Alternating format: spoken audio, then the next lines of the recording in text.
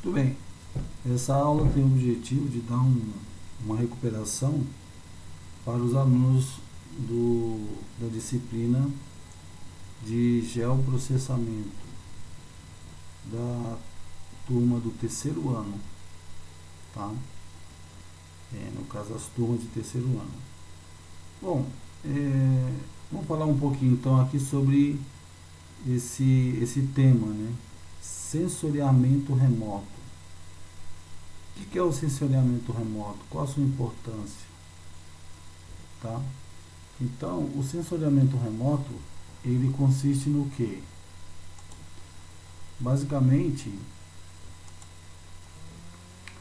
é um conjunto de técnicas que visam a extração de informações que são processadas, né? São informações que estão coletadas da superfície do globo, são coletadas, processadas, né? E assim elas auxiliam no projeto, no estudo, plantas, né? Então, basicamente, ele é obtido através de satélites, né? Como você vê aí essa imagem, você está vendo um satélite. Então, o satélite ele tem um sensor que ele capta as informações na superfície terrestre, manda para um processador e assim ele vai interpretar e vai assim reproduzir essas imagens. Então aí a gente vê aqui um satélite, né, que está lá na sua órbita e ele faz esse trabalho, né? Ele fica ali sobre o espaço, sobre o céu de uma região e ele fica só naquela região. Ele não capta a imagem de outros lugares, é só do país, né, do território que ele está trabalhando. Quando ele não fica, nesse ponto, ele é como se fosse um satélite espião, né? Já ouviu falar no satélite espião? Ele capta imagens de outros locais. Então, os países eles fazem esse controle, eles procuram ver, monitorar isso daí, certo? Então, um sensor remoto é um sistema eletrônico óptico utilizado para gerar imagens de objetos distantes, podendo ter a sua câmera acoplada a uma aeronave, foguete, balão ou satélite. Então, o princípio é isso: você coloca um corpo celeste, um corpo, a gente viu lá na matéria de física que os objetos eles podem ser colocados a uma certa distância e eles vão ficar girando ali em torno da Terra, como se fosse um satélite. No caso, a Lua, por exemplo, a Lua é um satélite natural. Mas, dependendo da distância, você pode colocar um satélite e ele vai ficar girando ali em torno da Terra e ele vai acompanhar a sua rotação. Ele vai ficar ali naquela posição, acompanhando a sua rotação. A Terra exerce uma força sobre ele, ele também exerce uma atração, né? E ali fica naquela posição. Ele não sai daquela posição. E ele vai girando, como se fosse, como no caso a Lua, né? Então, qual foi a grande sacada? Eles colocarem um sensor. O cara vai aqui na Terra mesmo, nas indústrias, né? Eles produzem um sensor óptico que esse sensor, uma vez instalado nesse corpo, né, que vai ficar girando, ele vai obter as imagens. Então o princípio é esse, né? A ideia é essa.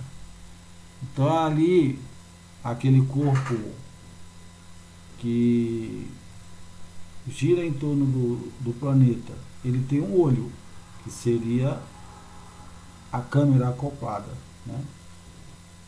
Então, e aí ele vai gerar imagens, ele vai obter imagens, né? Então seria o sensor. Aí eu pus aí um cachorro aí. Nessa imagem aí é para fazer vocês rirem, né? Mas a ideia é isso aí, né? Eu tenho um corpo que tem um olho que está vigiando alguma coisa, alguém está vendo alguma coisa, né? Então a ideia é essa daí. Mas vamos lá. Esses sensores, eles têm a resolução, né? Então o que é a resolução espacial no sensoriamento remoto? Então, simplificando, a resolução espacial no sensoriamento remoto é do tamanho de um pixel, o menor ponto visível para o sensor. Então, cada sensor ele vai te dar uma distância. Então, se for até 30 metros, você consegue ter uma visão. Se você aproximar mais que isso, já distorce a imagem, né? Então, na realidade, um sensor de satélite de sensoriamento remoto, ele recebe uma imagem através do seu campo de visão instantâneo elíptico, que é o IFOV, né? E é então processado em pixel quadrado. Então, quando você olha para uma foto com uma resolução espacial de 30 metros, você não será capaz de reconhecer qualquer objeto abaixo desses 30 metros. Então, você vai precisar olhar para um campo maior, né, acima de 30 metros, para você poder ter uma visão.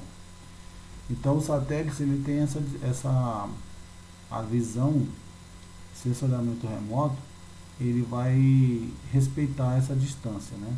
Então, geralmente, por exemplo, no Google, quando você aproxima uma imagem, você consegue ver até uma certa distância. E aí eu tenho um exemplo do Pixel, né? Eu tenho aqui essa foto aqui, aquelas painéis digitais que você vê nos outdoors, nos postos de gasolina. Até uma certa distância você consegue enxergar a imagem, mas se você aproximar muito, você vai ver o que? Só as luzinhas. Então essa é a ideia, tá? Bem, aí a definição de pixel é a menor parte de uma imagem digital. Conforme você vai dando zoom na imagem, você vai perdendo essa qualidade da imagem, né? Então ela já fica distorcida. Bom, então voltando assim, com base nos dados, voltando aqui ao satélite, né? Com base nos dados obtidos no sistema de sensoriamento remoto, são utilizados programas computacionais para o processamento. Então, captou a imagem? Captou, né? Você vê aqui que ele parece ter uma caixa aqui, né? Existem satélites que do tamanho de uma caixa de sapato, né? Que eles produzem. Eles conseguem colocar sensores ali com alta resolução. Interessante. Nesse aqui você vê aqui placas solares. Aqui são placas solares que vai dar para o satélite uma autonomia, né, para ele poder trabalhar. Então a luz solar vai bater aqui, ele vai gerar energia e ele vai manter ali.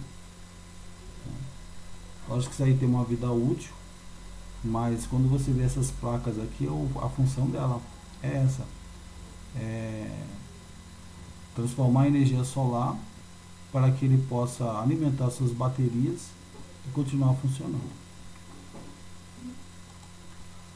Agora são chamados sistemas de informação geográfica SIG. Então o que é o SIG? Sistema de informação geográfica, já está dizendo, né? Então, para a entrada de qualquer imagem em um SIG é necessário configurar o sistema de referência utilizado para descrever a posição do material inserido de acordo com a superfície da Terra. Então, esse sistema de referência são chamados de sistema de referência geodésica, que dispõe de coordenadas, né? Coordenadas para descrever um ponto, tá? Então, nós vimos em aula sobre essas coordenadas, a gente já até fez alguns exercícios para a gente poder localizar pontos, né? Então ali são ângulos, as coordenadas geodésicas, né? São ângulos que mostram lá o ponto, né? Noroeste, sudoeste, nordeste, sudeste. Então, o sistema de posicionamento global ele utiliza essa coordenada. Agora, o sensoriamento, qual a importância do sensoriamento remoto, né? Vou aumentar um pouquinho eu aqui. Então, o sensoriamento remoto, bem como suas aplicações, tem sido foco de muitos estudos, tanto no âmbito civil como no âmbito militar. Então, por causa da sua grande contribuição para o trabalho de mapeamento e monitoramento dos recursos naturais, uma vez que a crescente industrialização e consequências de expansão de centros urbanos. Então, onde que você vai utilizar o sensoriamento remoto? Combate ao desmatamento. Então, quem acompanha as notícias vê aí, né, geralmente, como é que a gente sabe que está aumentando, tá aumentando as áreas de desmatamento? Através do sensoriamento. Aí você vê lá o clarão, né? Aí você vai na Amazônia, aquele clarão ali, você vai ver, vai comparando as imagens, né? Se aumentou, se diminuiu. O manejo integrado ao fogo. Então também a questão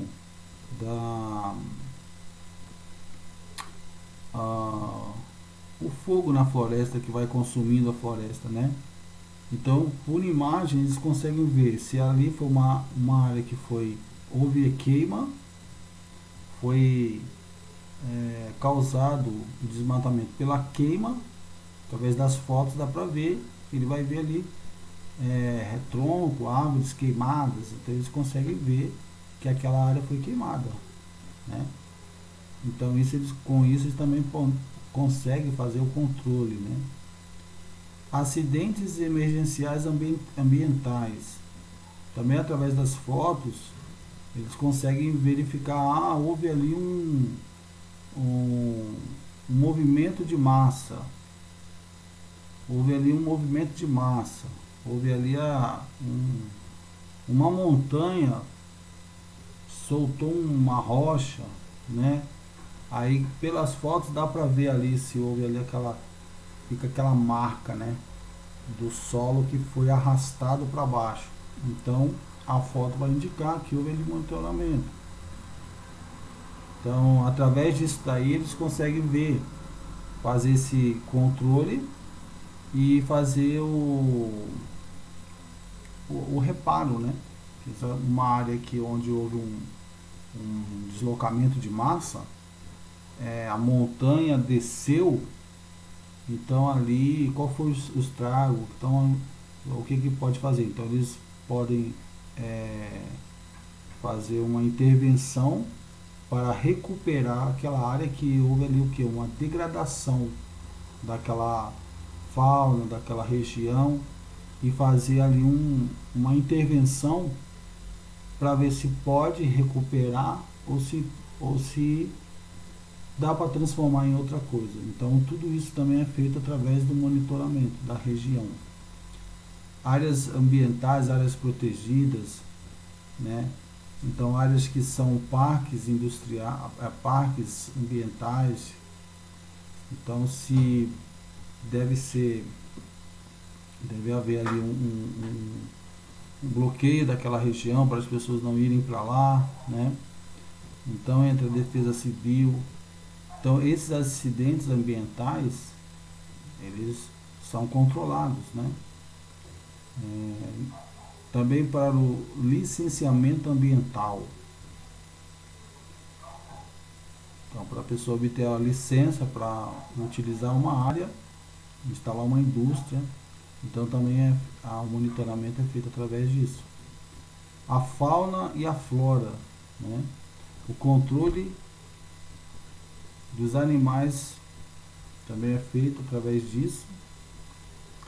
E também a emissão de resíduos, com o crescimento urbano, com o crescimento. Então as empresas vão se instalando em certas regiões e ali também é feito o que? O lançamento de efluentes, né? Nos rios, nos lagos, né? Então o tratamento de esgoto. Então tudo isso é feito o monitoramento através do sensoriamento remoto. Então é muito importante esse conhecimento, esse itinerário é muito importante para que o aluno ele saia já sabendo que nós vivemos num mundo onde tudo já é feito um monitoramento, né? E onde ele pode se inserir nessa modalidade, né? Se especializar, né? Aprender onde ele pode trabalhar, se ele tiver afinidade com esse tema. Então, eu deixo aqui um abraço para você, espero que tenha acrescentado seu conhecimento nesse itinerário, e você vai ter que entrar lá no CMSP para responder as perguntas que eu vou deixar lá com relação a esse tema, tá bom? Então você vai ter que usar sua senha, entrar no CMSP, na parte de tarefas. Mais informações, se você tiver dúvida, vai ter que entrar em contato com a coordenação lá para conseguir fazer as atividades. Vou deixar 2 perguntas valendo 10, cada uma valendo 5, para você responder discursiva, tá? E aí fazer essa recuperação, ok? Um abraço, fui!